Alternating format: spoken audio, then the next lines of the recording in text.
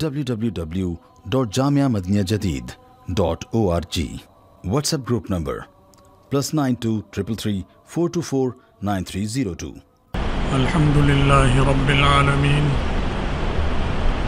والصلاة والسلام على خیر خلقہ سیدنا و مولانا محمد وآلہ واصحابہ اجمعین، اما بعد۔ اللہ تعالیٰ نے مسلمانوں کو الڑ باز قوم نہیں بنایا، یہ ایک سنجیدہ قوم کا نام ہے، ایسی قوم کا نام جس پر لفظ مسلمان جچتا ہو، جس پر لفظ مومن جچتا ہو۔ عیسائیوں پر لفظ مسلمان جچتا ہے؟ بتاؤ، لفظ مسلمان عیسائیوں پر سجتا ہے، جچتا ہے؟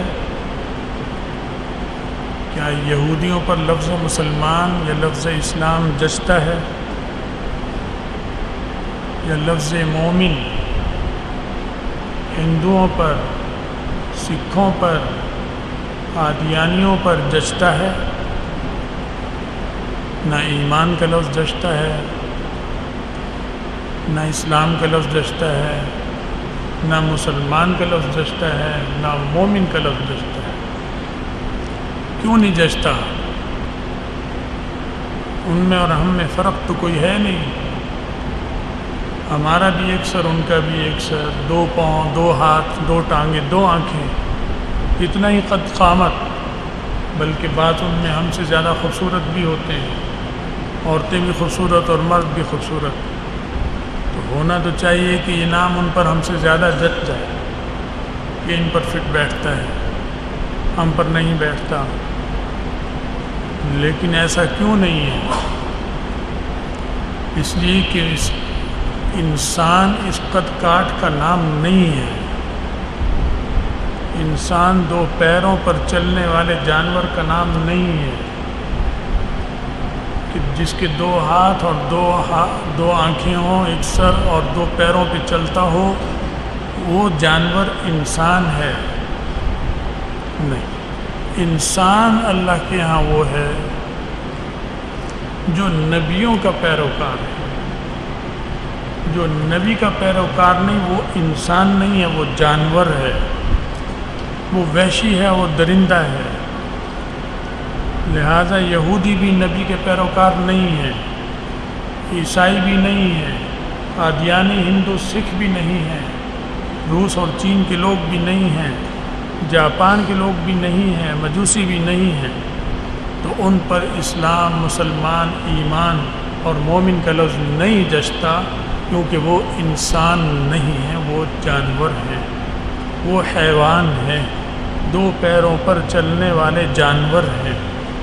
لیکن یہ ایمان کی برکت سے، نبیوں کے ساتھ جڑنے کی وجہ سے یہ اس صف سے نکل کر اگلی صف میں آ گیا۔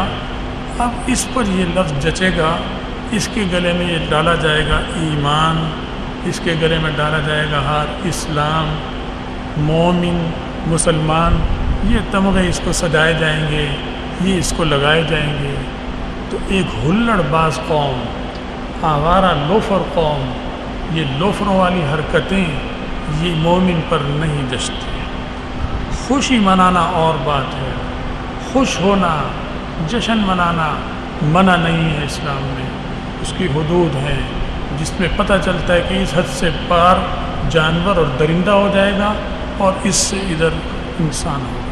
جب خوشی ہوتی ہے، آپ نے دیکھا ہوگا گدھا ناچتا ہے، خوشی میں اچھلتا ہے یا نہیں اچھلتا؟ پتہ چلتا ہے خوشی منا رہا ہے، ٹانگیں اچھال رہا ہے، پاؤں اچھال رہا ہے، پتہ چلتا ہے یا نہیں؟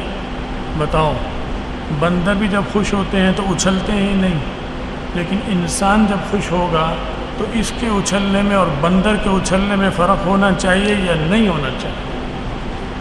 اس کے اچھلنے میں اور گدھے کے اچھلنے میں فرق ہونا چاہیے یا نہیں ہونا چاہیے؟ ان مستی اور خرافاتوں نے مسلمانوں کو ذلیل کر دیا۔ وہ تمغہ ان پر جچتا نہیں ہے، ایمان کا تمغہ نہیں جچتا ان پر، بدنما لگتا ہے۔